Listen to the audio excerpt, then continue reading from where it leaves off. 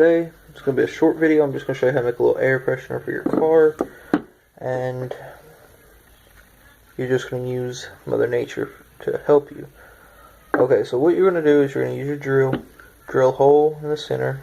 Just want to, not a big hole because you don't want, when you're driving, it to spill out. That way in the hot summer days, which I know it's winter right now, in the hot summer days, it'll melt, say while you're at work, and you go out there, you open your car, and you can get whatever type of wax cube you want. I like vanilla.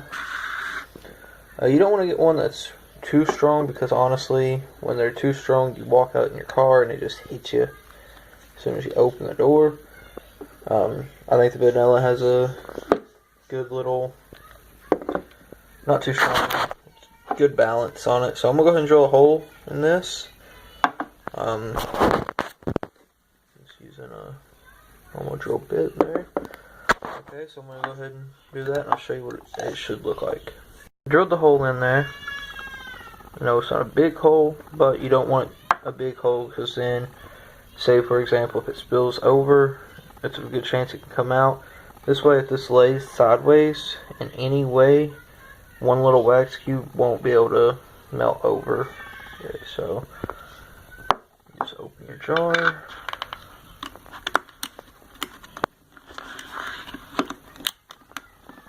I really need about me a camera stand.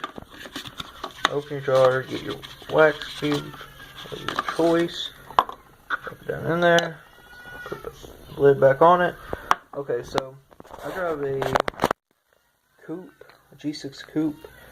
So for this, I would keep one in my passenger door, my driver door, and my back seat cup holder.